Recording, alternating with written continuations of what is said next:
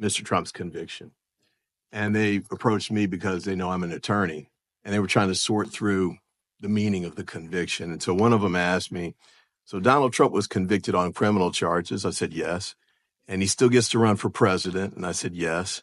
If he wins, he can take office? I said, looks like it. And he paused a second. He said, wow, I got convicted for some misdemeanors, and I couldn't even get any kind of job. Not fast food, not a convenience store, not landscaping, but he can still be president? And I said, yes, sir. Another man approached me as well after overhearing part of the conversation. He said, I got arrested. I didn't even get convicted, but I got fired immediately. And then a third gentleman raised this point. He said, when I got out, I couldn't vote or hold office as long as I was on probation. But Trump can go straight to the White House. And I said, yes, sir, I think that may be right. And I told him too, and I said, don't forget, he got a jury finding of sexual assault against him as well. What kind of job could you get if you had something like that on your record? And they all paused, and I think they were just deeply disturbed by the disparity that they saw between their lives and the life that Mr. Trump is leading. And my wife and I got in the car and we started driving home and cut on the radio, and they do the replay of the Meet the Press and those shows on Bloomberg.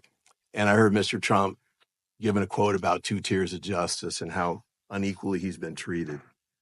And it sort of struck me that, there may be 2 tiers of justice, but if there are, he certainly is in the much higher tier than the gentleman I was talking with. And in fact, he's in the absolute highest possible part of the high tier.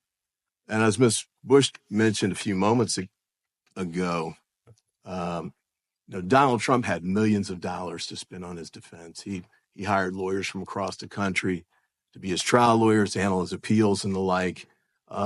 The men that I was talking to, probably had public defenders who were overworked and underpaid and had case files of, 200 plus clients.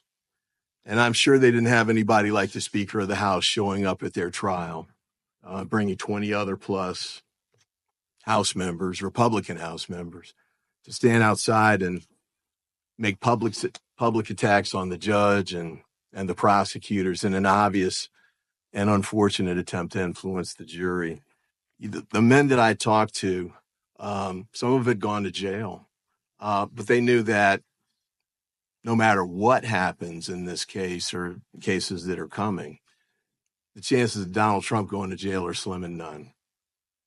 So I really struggle when I hear the conversations that's being made about the 2 tiers of justice stuff, because I know just from my experience of having been in these cases that it's nothing like that.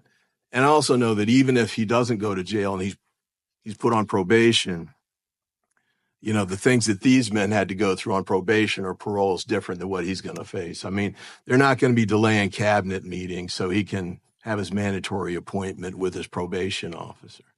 They're not going to be delaying national security meetings so he can do his urinalysis test. And he's not going to have to get permission from a judge before he flies Air Force One out of the jurisdiction. There's definitely 2 tiers of justice. But to the extent that my colleagues on the other side and Mr. Trump are arguing that somehow he's suffering more, he's some kind of martyr in this context, I think it's ridiculous. To me, this is just another page out of his sore loser playbook. After he lost the 2020 election, he kept saying there's no way. He's been denying that he lost for 4 years now. He lost to 60 cases plus in courts across the country that rejected his arguments about election fraud. He lost a sexual assault trial. He lost a corporate fraud trial. Now he's lost a criminal trial here in New York as well. And I think it's time that he be held accountable. Now, my colleagues over there, they're going to keep arguing to defend him, and that's their right. But I think for most people, and some of the polling data I saw last night suggests otherwise, I think the time has come for the public to hold him accountable, and hopefully Republican colleagues on the other side who attack the juries and the like, attack the criminal justice system as a whole,